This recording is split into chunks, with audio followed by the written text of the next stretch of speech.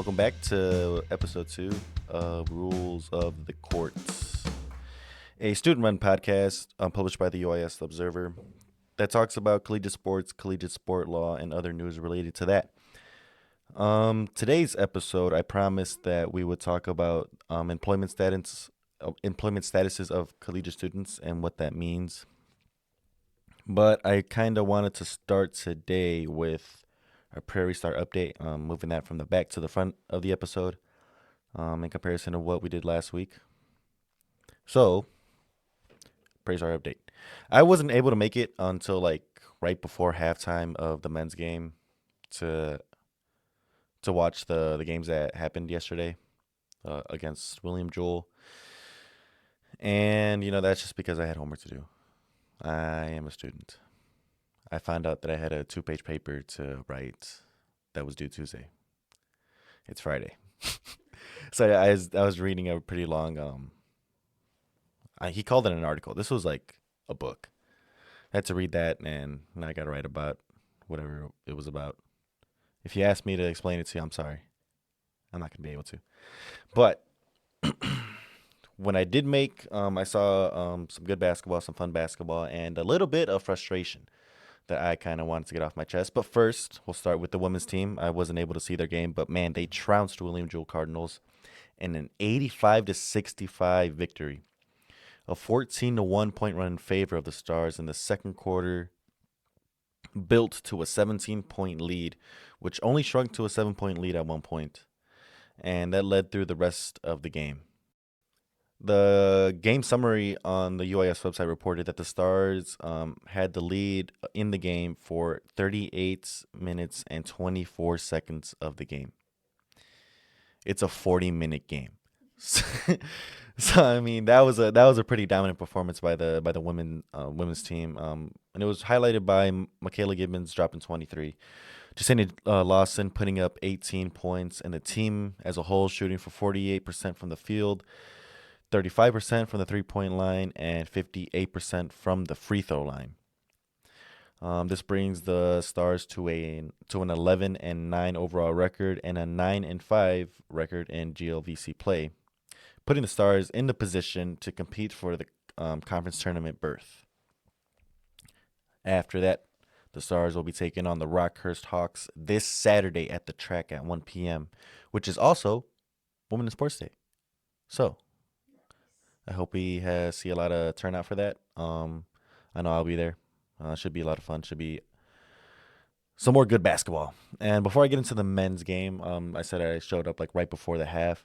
And at halftime, they did like a whole display or like I don't want to say they displayed them, but like they had all the student athletes that range within specific GPA brackets.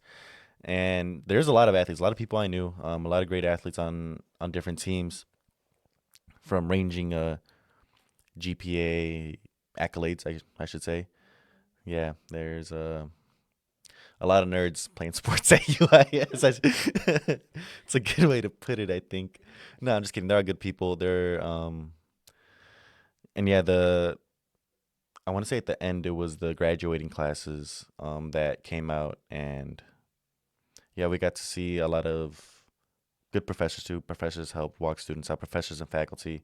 And it was good to see the different athletes and who they related with the most. Some of them it was a professor, some of them it was a faculty member, some of them it was someone they interned with here at UIS or worked with as a GA or something like that. Or yeah, even people like their coaches would walk them out too and help cheer them on in their academic accomplishments. So great on them. Great job, Stars. We're a bunch of geniuses. All right, on to the men's game. The guys had a thriller against William Jewell last night, an 86-82 game that saw Max rebound from his last performance, and last night he dropped 25 points on the Cardinal Jewell's heads, or William Jewell's heads. They're the Cardinals.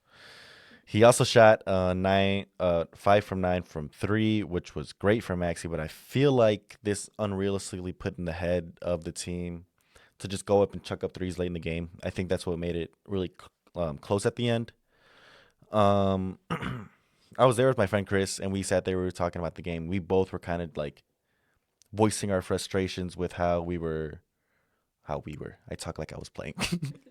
How the guys were kind of just looking at the perimeter in any high pressure situation, and we were sitting there like, man, I wouldn't be surprised to see that our our 3 point shooting not being, our 3 point shooting percentage for the game not really justifying that, and we were pretty much adamant that yeah, we were beating him up in the paint. We knew that we were beating up William Jewell in the paint, and we were pretty adamant that we definitely had the majority of our points coming from the paint.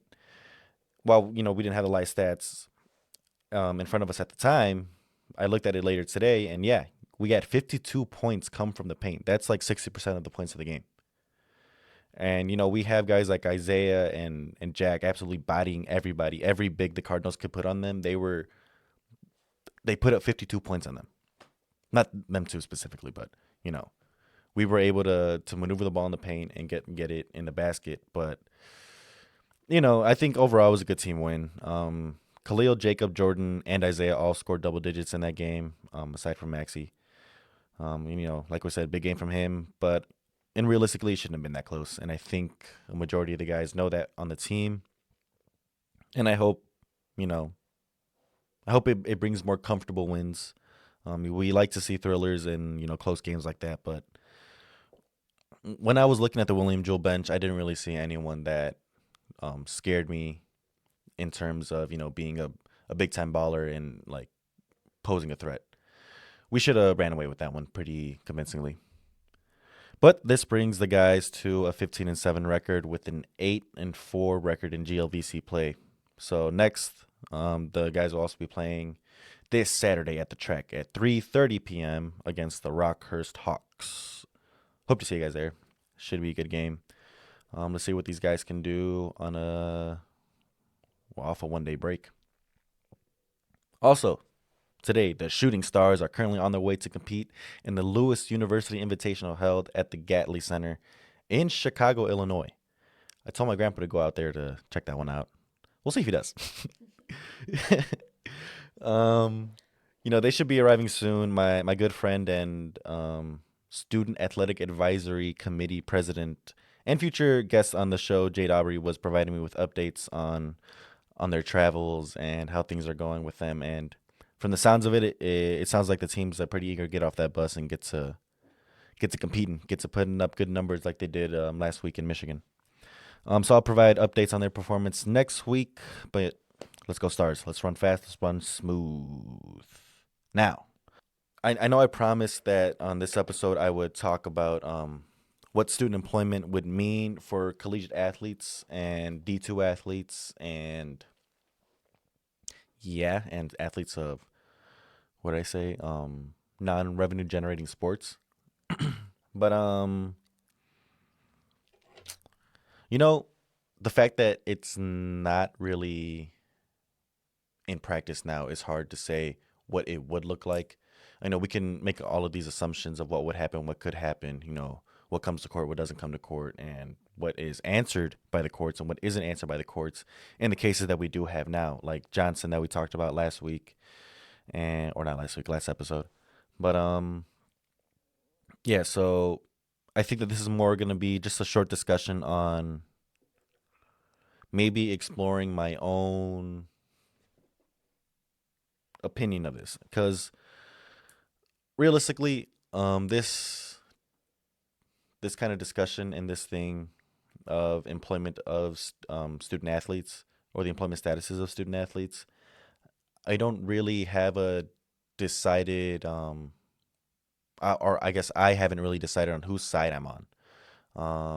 On the one hand, you have the NCAA and, someone who's a legal studies major with a sports management minor doesn't necessarily want to burn down too many bridges this early in his career. I think that I would have to maybe reserve some of my opinions on some things, or maybe not just or just like avoid being as rambunctious or like as passionate as I tend to be in private conversations. Because ask anyone I know, one thing I hate doing is reserving what I have to say. I don't like having to think about what I have to say in with the idea that I could get in trouble for it. Not that I say anything that would get me in serious trouble, but I say things that can get me in trouble with specific people, like voicing my opinions. But on the other hand, you have, um, well, honestly, I don't want to split into two camps because here's the thing.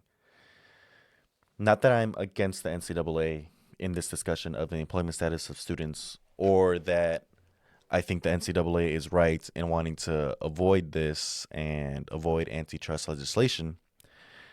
The side I am on is on the side of the students. That's kind of my allegiance, is with the students and with the student athletes, and ensuring that in gaining the title of a student athlete, which is a title created by the NCAA that goes hand in hand with that term amateurism that we talked about last week, and that gets thrown around quite frequently by the NCAA, in their, I guess, in their scramble to protect, or I guess in their scramble to argue that student athletes shouldn't be employees. Um, I just think that student athletes really should be getting everything that is promised in gaining the title student athlete. And when I know money isn't necessarily promised, but when you talk about protecting amateurism and saying that these kids do it for the love of the sport and this and that and this that, from an organization that is reportedly a nonprofit organization, to have profited from almost day one, and the NCAA. Okay, I'm saying this as almost certified fact, but the NCAA has never been a purely amateur um, outset. Just as the Olympics never has. There's always some kind of profit margin at the end. Someone's making money and someone isn't making money. And in this case, the someone not making money is the student athletes, and the someone making money is the NCAA. This is a billions of dollars business. 16 billion-dollar business that has grown exponentially over time, especially with these new TV deals that are in the billions of dollars. They've exited the millions of dollars. These TV deals are in the billions of dollars now for conferences. And to get the title of student athlete and not have any share or any hand in that, aside from bringing in the money or being the labor that brings in the money for wherever this money goes to. I don't even know what happens to that $16 billion. I know I'm pretty sure that money is comprised of like all the schools and how much they make from their respective sports. But in terms of like the what's it called, the television deals, that's all to the conference, that's to the school, and that back to the NCAA as well. But I think students should be able to get their share, and whether that share includes money, whether that share includes employment status, whether that share includes the ability to collectively bargain and the ability to form a union. I think that the students should always have the ability to get what's promised. And right now, we're in a phase where the sporting world, the collegiate sporting world, is changing so rapidly that those promises are also changing. And I think they need to be addressed and need to be answered. So, where did this specific topic come from? Where did this discussion come from? Who was the first one to say that maybe student athletes should do something about this and form a union? Well, we can go back to 2015 in, I want to say it was Northwestern here in Illinois, where students attempted to unionize. And in that case, I think they brought it to the NLRB, the National Labor Relations Board, and there they were able to argue the case for unionization and student unionization within a private school, because Northwestern is a private school. And this was pretty much, or I guess them arguing that was pretty much the end of that case. The NLRB famously is for students or student athlete recognized employment. Um, but in this case, the NLRB kind of just looked at, I guess you can call it the optics of this case, and decided that it wasn't enough to bring a heavy hammer down on the NCAA. To rule on one private school versus being able to what they've done now, actually, what they do now, and called out multiple public schools and multiple private schools.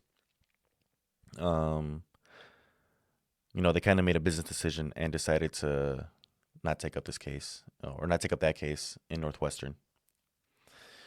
But I think the more modern conversation comes from Alston, the case that we talked about last week that legalized NIL, the ability for students to make money off of their name, image, and likeness. And in that case, the most, I guess not the deciding, the opinion of the case was, it was pretty narrow to the facts of this case, of the Alston case. It was very specific to Division I football and other revenue generating sports like your women and men's Division I basketball.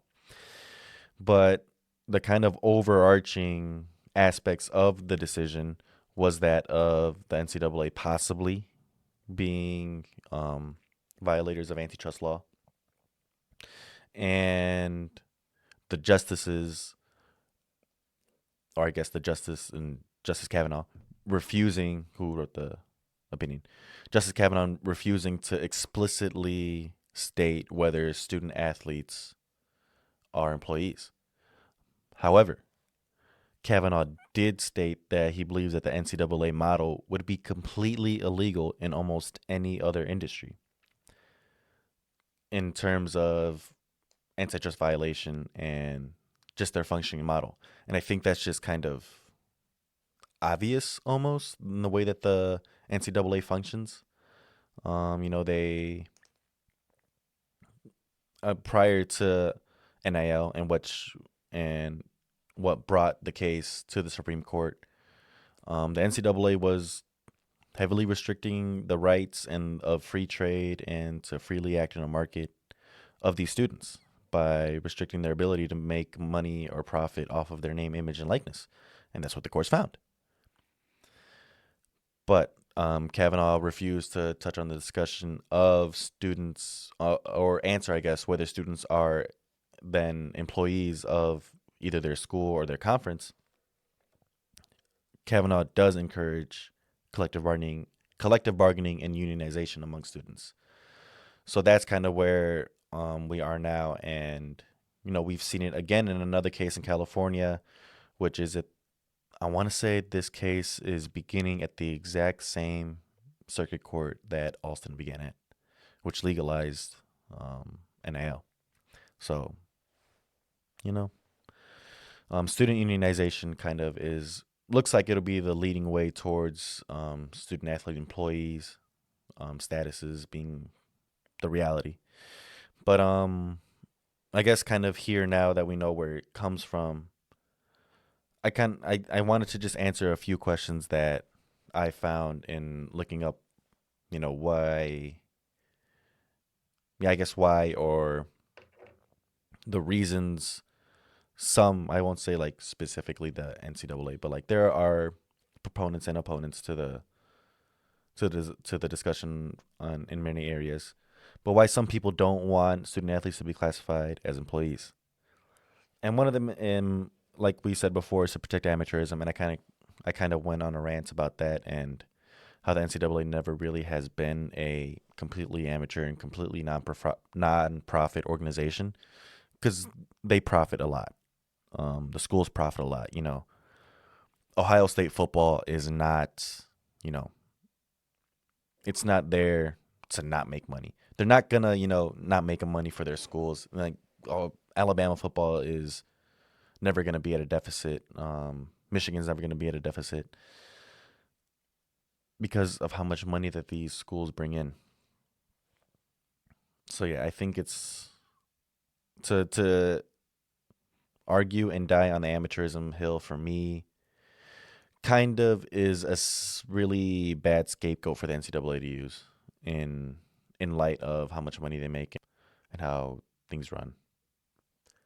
A lot of people also will argue that in classifying student athletes as employees, we run the risk of drowning out schools that one lose money on sports or don't make money on sports and other non-revenue generating sports. So, like your women at a lot of women athletics, a lot of D2 athletics, and almost every D3 athletics program.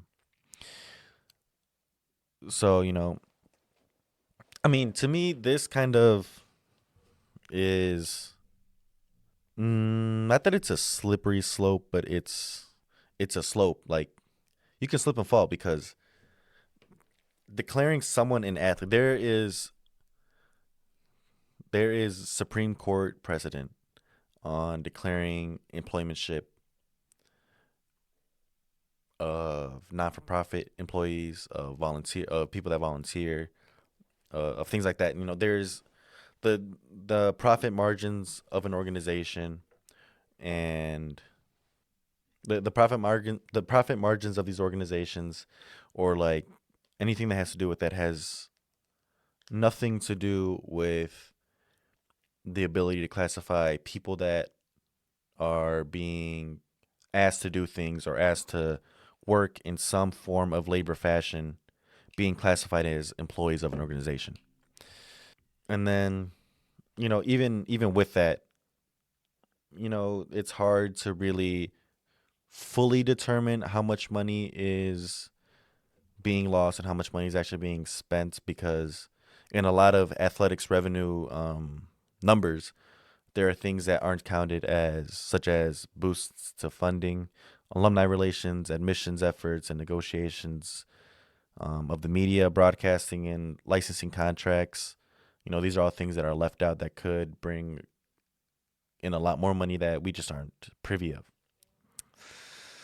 So, that's not to completely dismiss, like, where UIS is specifically one of those schools that comes to mind when you talk about, employment statuses of students and not being able to properly compensate them. One,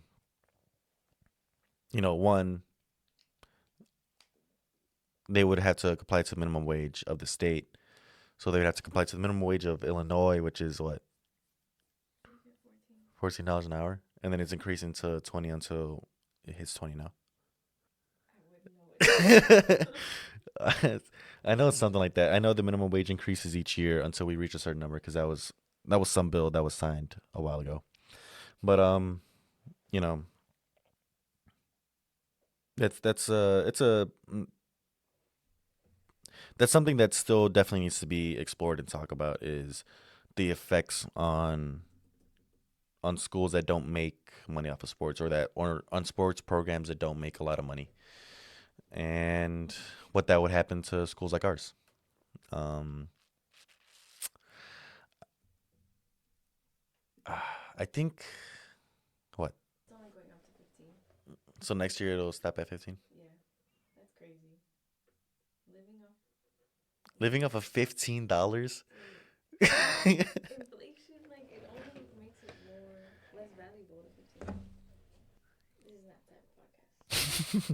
We're an inflation podcast now. No. Um, but moving on to the last point that I looked at, and the last point was kind of weird to me because the question was what would happen if other groups, student groups, attempted to classify or want to be classified as employees. Because then there was the idea that, well, the student band, they're traveling with the team, they're practicing on the field, they're doing this, that, they're doing this, that, they're doing this and that. Why can't they be classified as employees? Or the student drama club. Well, I guess not club, but the student theater. What if they're traveling, they're putting on shows, they're going here, they're going there, they're doing that.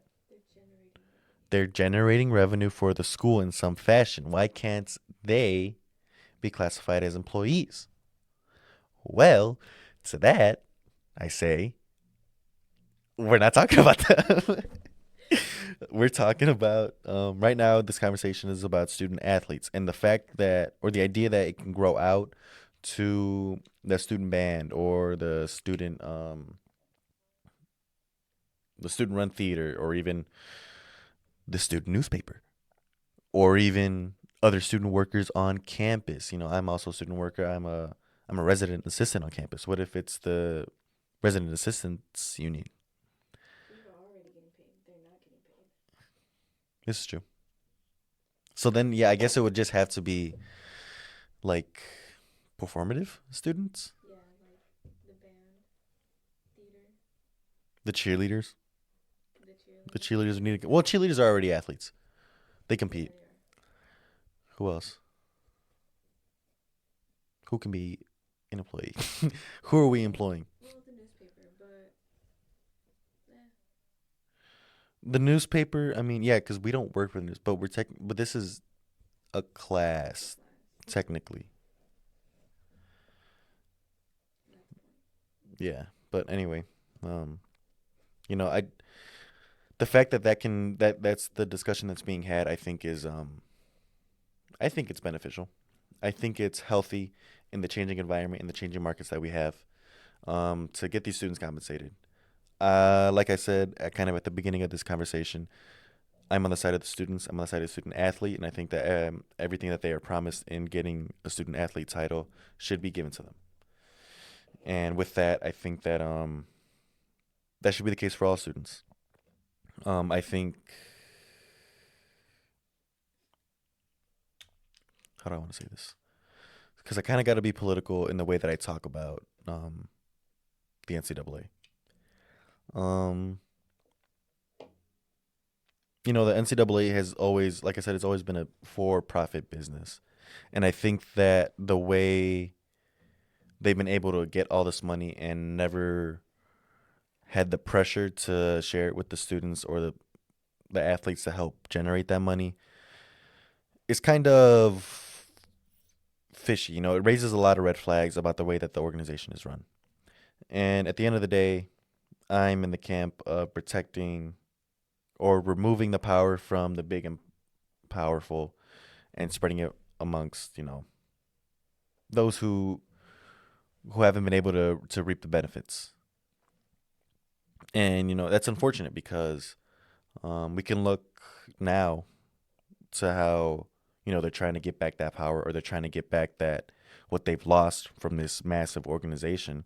And look to California. There's another case in California that just popped in my head where former graduates of, I think it's UCLA or somewhere in California, some college in California, they're arguing that if this is an antitrust violation, if saying that students can't sell their name, image, and likeness in,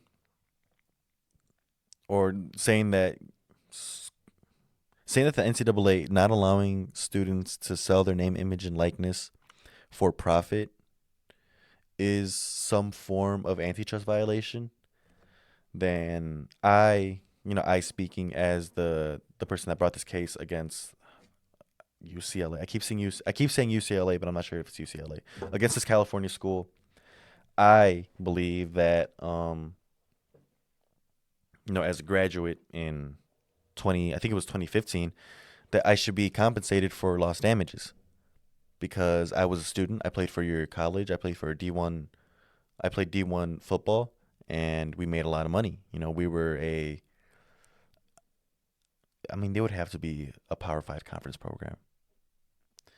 We made a lot of money, and I think that I should have been compensated this much, this much, this much based on how much I could have gotten off of NIL if I had been allowed to back when I was still in school.